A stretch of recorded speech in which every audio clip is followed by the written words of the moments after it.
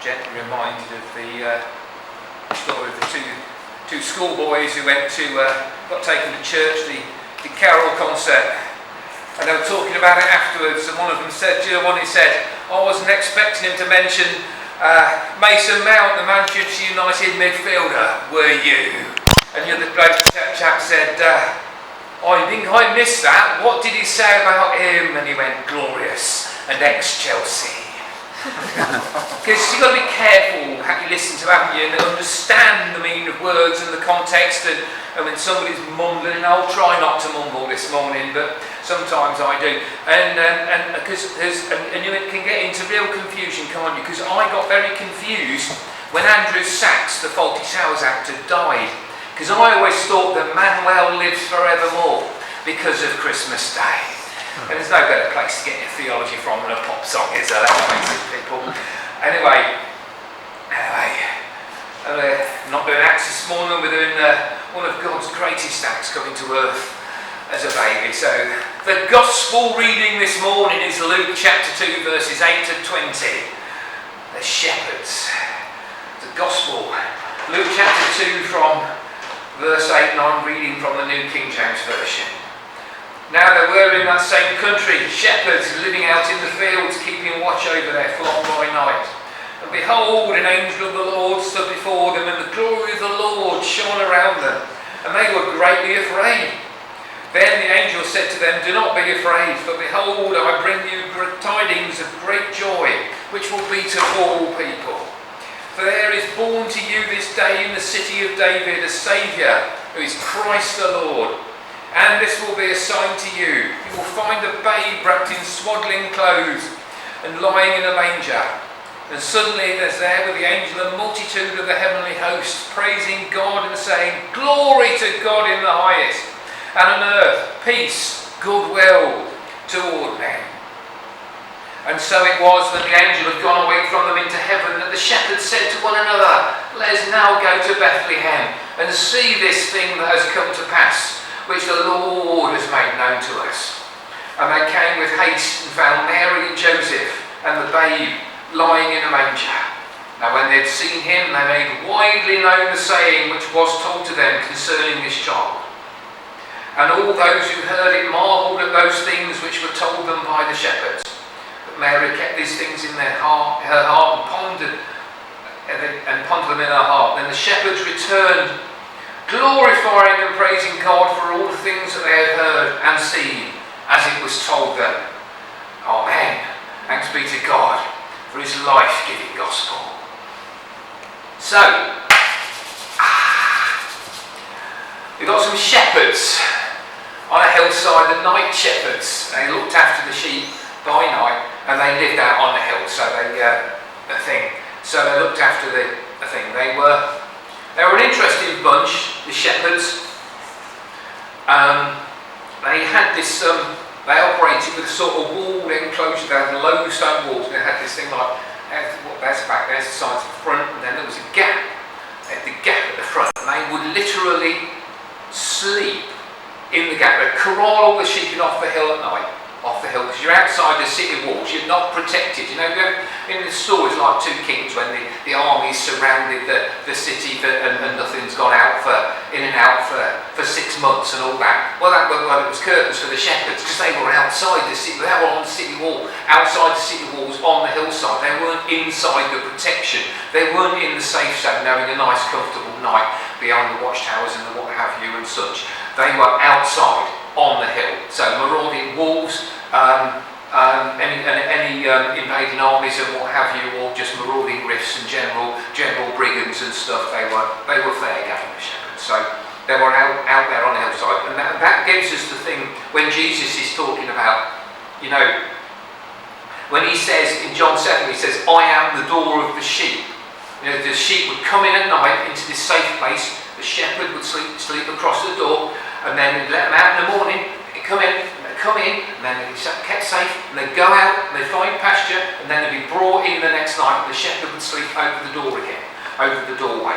So, you know, when Jesus says, I am the door of the sheep, it's something that everybody would know, because the shepherds outside, but they weren't like outside up a mountain far away. They were outside, off-road, outside, what I thought, off-road, outside, and people would see them. They would all know about these enclosures, and they would all know if they're running a bit late and they're coming back a bit late into the city, it's a bit dusk, you know. I mean, like we keep hens, our hens go to bed half an hour before sunset. They come in, no.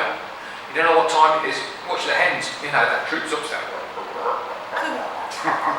and they'll troop upstairs and go and settle down and find themselves a nice perch and a nice bit of quiet straw to sit on. And the sheep would come in. They'd notice, they'd come in and they'd shift the sheep in, here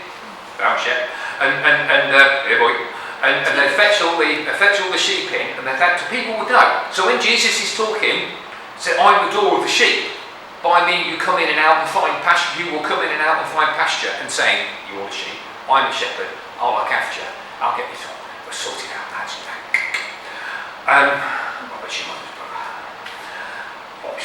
So he sorted out. You know, they would understand.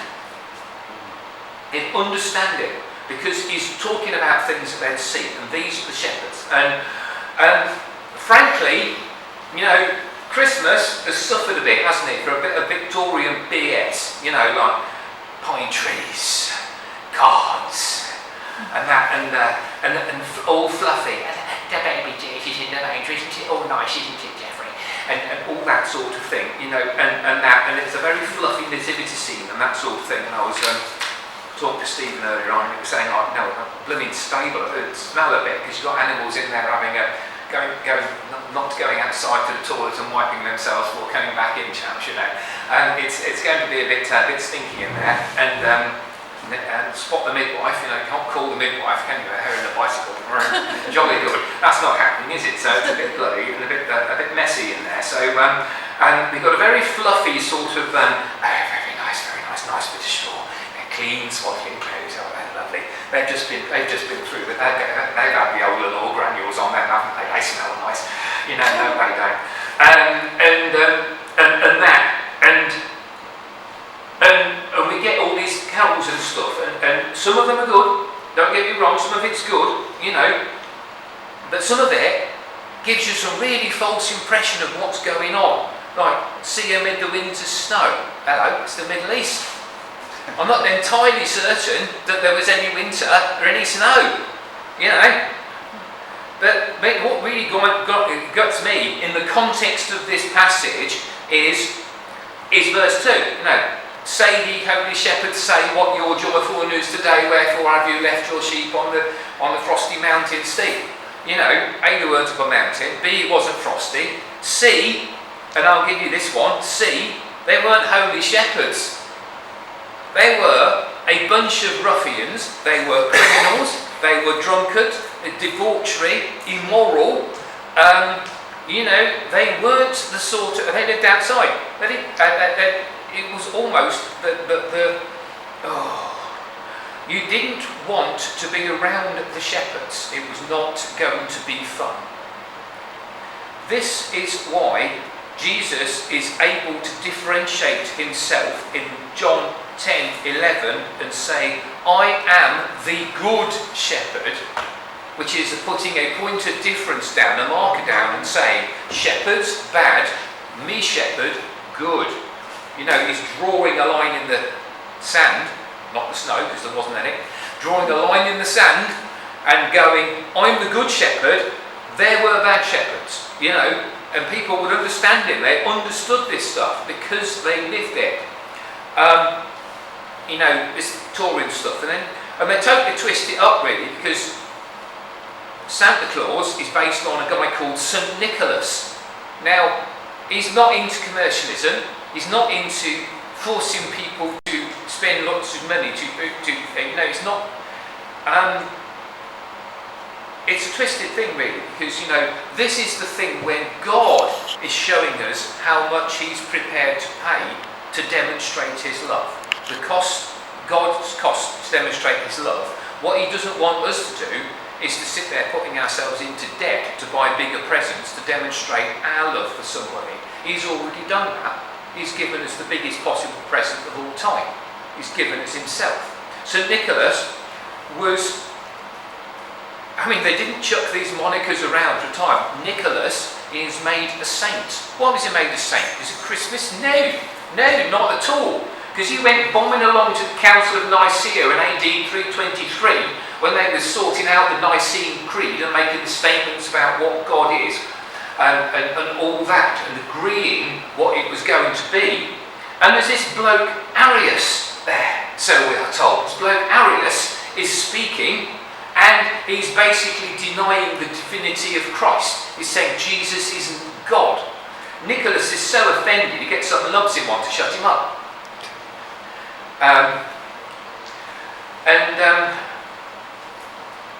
It's sort of like he knows you when you're sleeping, he knows you when you're awake. He knows when you're a heretic and he'll slap you around the face, sort of thing. But, that's the sort of guy, and then they've completely twisted it round, and made him into some sort of commercial present giving, Jesus isn't the most important part of Christmas person, and that's what's really sad. But God was being born in a stable. He had to be born. It's a precursor to the thing. He had to be born in order to die. He had to die in order to be resurrected. And he had to be resurrected in order to ascend.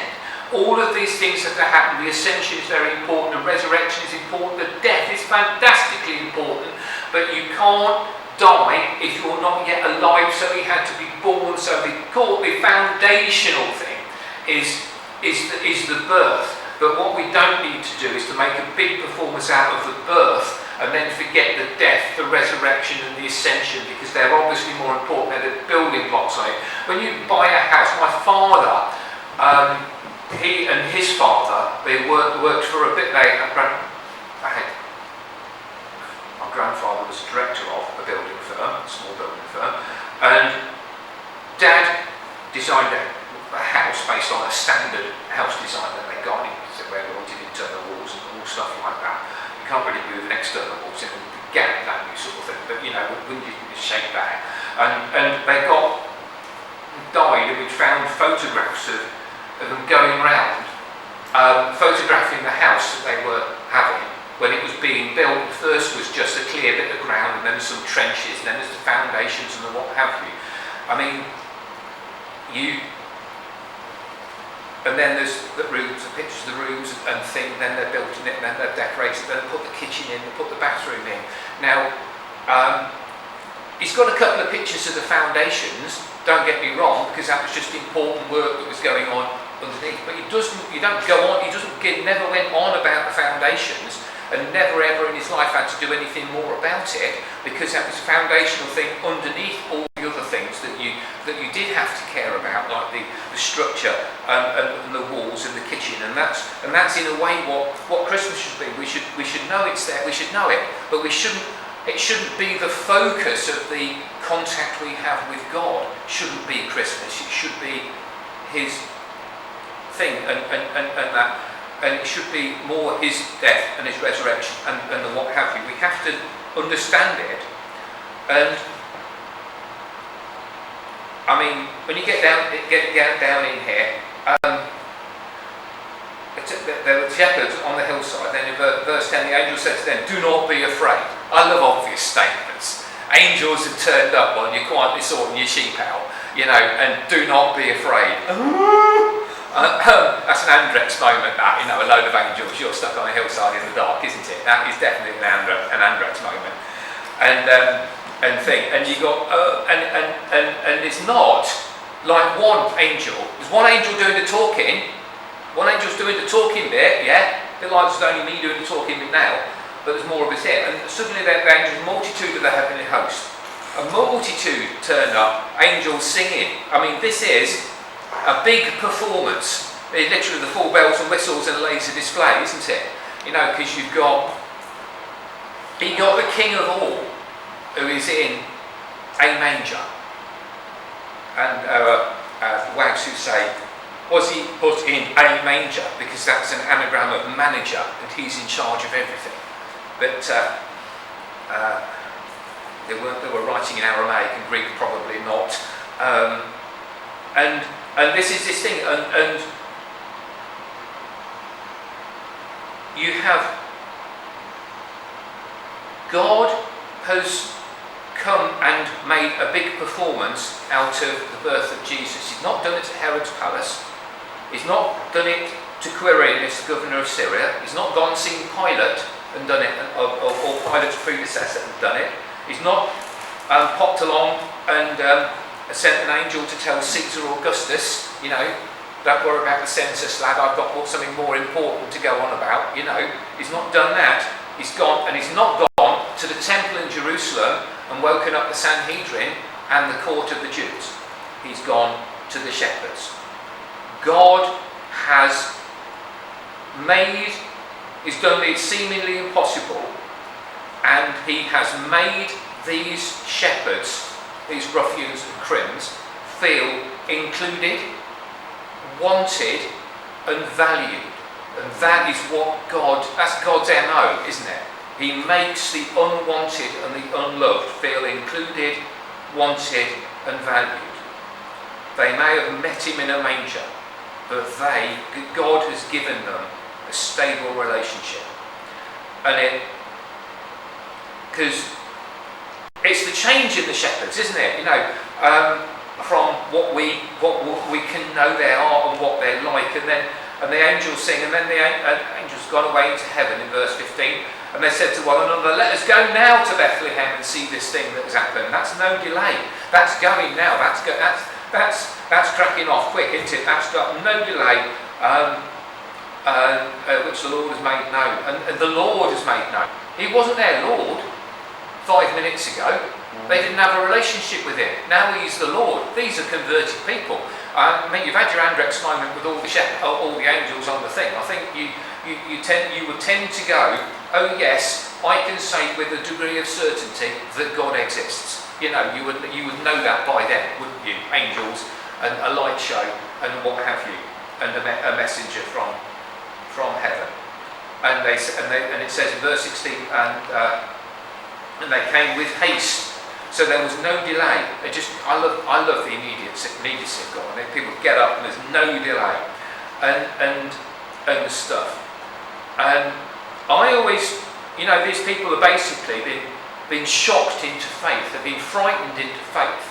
I always thought that basically the easy evangelism would be to stand at the foot of the exit ramp of the big roller coaster at Alton Towers with a load of leaflets that go, if you died tonight.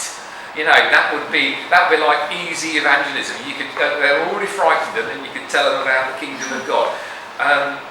Because that would be something that would happen.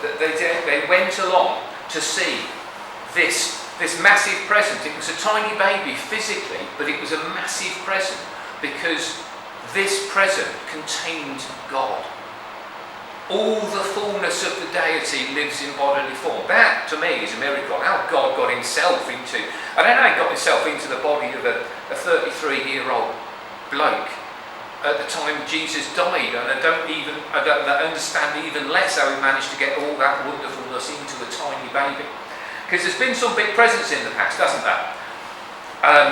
In 1886, the French Republic gave a 305-foot statue called the Statue of Liberty to the American people. It was designed by Frederick Bartholdi and built by old mate Gustav Eiffel. It was good with a rivet gun, wasn't it? Old Eiffel. And he sorted that out. And there's still some big presents. On 6th of December 1917, the SS Mont Blanc was an ammunition ship on its way, called it in Canada, Nova Scotia, and it was basically on its way to the trenches, the First World War, still going on. And unfortunately, in Halifax, in Nova Scotia, in the harbour, it bumped into another vessel, and it started a fire. Now, I don't know about you, but ammunition ship and fire, it ain't going to end well, is it? It's not going to end well. There was a 2.9 kiloton explosion. It was one of the largest It's arguably the largest man-made explosion, because to beat it you have to go nuclear. It destroyed, absolutely flattened everything in a half-mile radius. Killed 1,782 people confirmed dead, and more than 9,000 people were injured. And there was a relief effort. And the city of Boston, Massachusetts, just down a bit, they sent trainloads of stuff straight away. They sent doctors, and they basically shifted up there and went, okay, right, well, you need houses, here's some flat land, we'll clear the rubble and we'll start building, and there were lots of trees there, so they built houses out of wood, up that way. And in gratitude, every year, the Richmond district of Halifax gives Boston the largest, the best, and the most impressive Christmas tree that they can find from their stock of trees that are growing on the hillside around them. We like this bit because it's the only recorded example of someone giving a bit of extra help to the Halifax. But we get into this thing, don't we, with this miracle of God coming in human form. And the Gnostics, that's one of these words where the G is silent, Gnosticism, they go, God can't touch matter. God, sin, not happening, just like, Superman, kryptonite, not happening. God is allergic to sin, and now you're making him a man, and stuff like that. Well, yes, that's the depth of his love, that he did that to deal with the sin that he can't stand, because he dealt with it once and for all. He turned a load of scruffy criminal outcasts into evangelists for Jesus. He made a big performance out of it. There was a big performance out of it. And where's that? And let's just have a little contrast here, and let's where's that other verse? That slide, have you got that one? Mary was had the visitation of the angel, one angel, come for a chat, wallop, didn't have the full bells and whistles and what have you, and her response to that, she doesn't need to be converted because she's already on God's team, as it were. Mary just goes, behold the maidservant of the Lord, let it be to me according to your word. Oh, and the angel departed. Very nice. And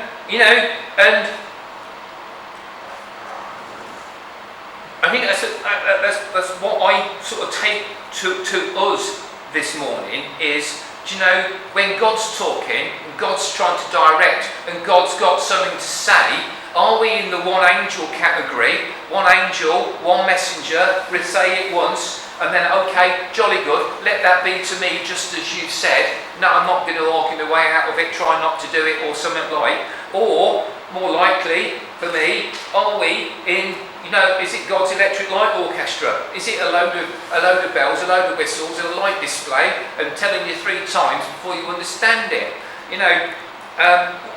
Because I think that's what we want to do, is to continually, all year, remember,